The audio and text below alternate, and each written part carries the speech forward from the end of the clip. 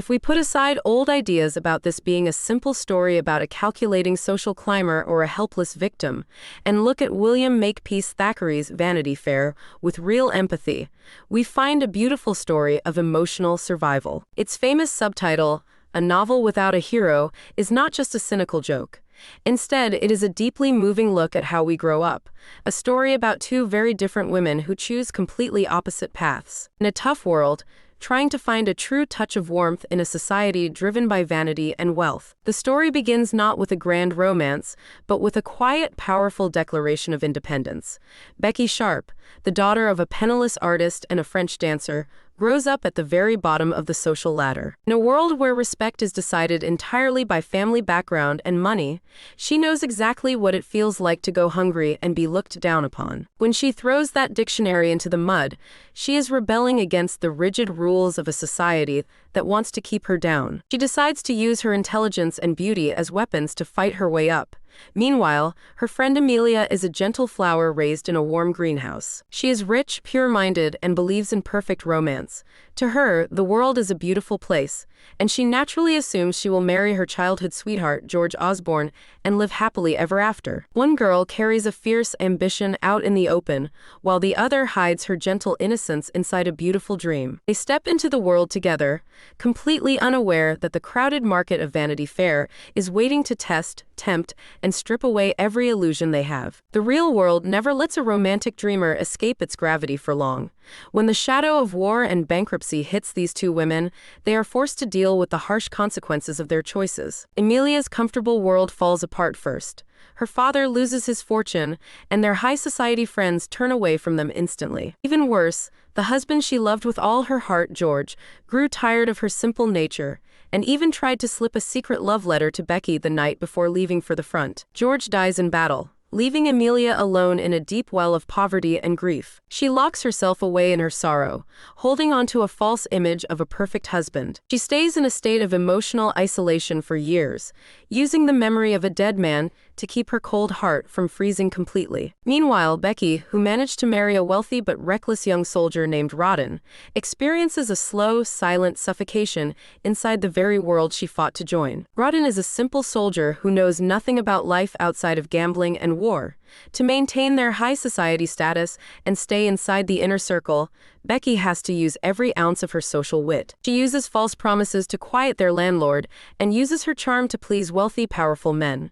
She looks like the queen of the ball in Paris and London. But in the quiet of the night, staring at a mountain of debts and a husband who cannot truly understand her mind, she knows she is dancing on a fragile bridge. She uses vanity and physical distractions to numb an overwhelming loneliness. The ultimate crisis arrives in the dark of night, exposing the hidden reality beneath a glamorous life. Becky's secret deal with Lord Stane is discovered by her husband, shattering the high society world she spent over a decade building. Let's look honestly at Becky in that single moment. Was she just a heartless, unfeeling player from the start? No, she was simply a girl who was terrified of going back to the dark well of poverty, desperate to survive in a world that would easily crush her if she fell. When powerful men used their wealth to control her, she chose to play by their rules, using her reputation as a gamble to win security. But she forgot about the reality of human feelings.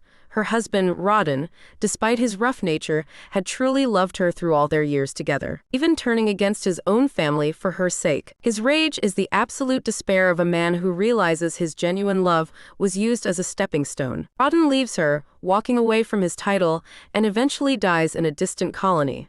Lord Stane uses his power to banish Becky, turning her into an outcast overnight. Becky sits alone on the floor beside the scattered diamonds, weeping like a gambler who lost everything. Rawdon leaves her, walking away from his title, and eventually dies in a distant colony. Lord Stane uses his power to banish Becky, turning her into an outcast overnight. Becky sits alone on the floor beside the scattered diamonds, weeping like a gambler who lost everything. Rawdon leaves her, walking away from his title, and eventually dies in a distant colony. Lord Stane uses his power to banish Becky, turning her into an outcast overnight. Becky sits alone on the floor beside the scattered diamonds, weeping like a gambler who lost everything. Rawdon leaves her, walking away from his title, and eventually dies in a distant colony. Lord Stane uses his power to banish Becky, turning her into an outcast overnight. Becky sits alone on the floor beside the scattered diamonds, weeping like a gambler who lost everything. Rawdon leaves her, walking away from his title, and eventually dies in a distant colony. Lord Stane uses his power to banish Becky, turning her into an outcast overnight. Becky sits alone on the floor beside the scattered diamonds, weeping like a gambler who lost everything. Rawdon leaves her, walking away from his title, and eventually dies in a distant colony.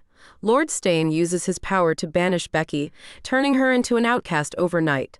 Becky sits alone on the floor beside the scattered diamonds, weeping like a gambler who lost everything. This is the deepest truth in Thackeray's writing. In a world built entirely on vanity, a life driven purely by self-interest eventually traps you in its own cage. Becky thought she was managing the system, but the system chewed her up and cast her aside. Meanwhile, Amelia, to give her son a future, is forced to give him up to a cold grandfather who hated her family, leaving her to wither away like a frozen stone in a quiet country house. Both girls are trapped in their own grief, while the world moves on around them, cold and indifferent. It is easy for a self-righteous world to look at this ending and see Becky as a cruel woman, destroying her friend's last beautiful illusion. But this is not an act of revenge. It is a moment of genuine, life-saving honesty for a soul that has been asleep for years. Becky looks at Amelia and sees a girl who has spent her whole youth mourning a selfish man, completely blind to the genuine kindness of Major Dobbin, who has protected her for decades. Becky knows exactly how hollow the promises of Vanity Fair are. She decides to use a blunt, painful truth to pull her friend out of a mental prison. She drops George's old letter, asking Becky to run away with him, right into Amelia's hands. She tells her bluntly, "Wake up. The man you have been worshipping for 20 years was a selfish boy who wanted to betray you the day after your wedding. Look at Dobbin, the man you treat as a shadow. He is the only real gold you will ever find in this world." This is the most powerful act of genuine care Becky offers after traveling through her own personal hell. Staring at the familiar handwriting, the illusion Amelia built around her grief completely falls apart. She doesn't break down. Instead, she feels a profound sense of relief. She realizes that the holy memory she protected was just a ghost of her own creation. In that cheap room, these two old friends, both marked by the hardships of life, hold each other close. They use the basic warmth of their shared history to drive away the deep coldness they carried. Becky's blunt honesty pulls Amelia out of a mental tomb, bringing her back to life. In the end, the curtain falls on Vanity Fair. The accounts are settled, and the noise of high society fades into the quiet earth. Amelia, after a lifetime of confusion, learns to let go of her devotion to a ghost, and marries Major Dobbin, the man who stood by her side through everything. It isn't a sad compromise, it is a mature, beautiful partnership built on reality.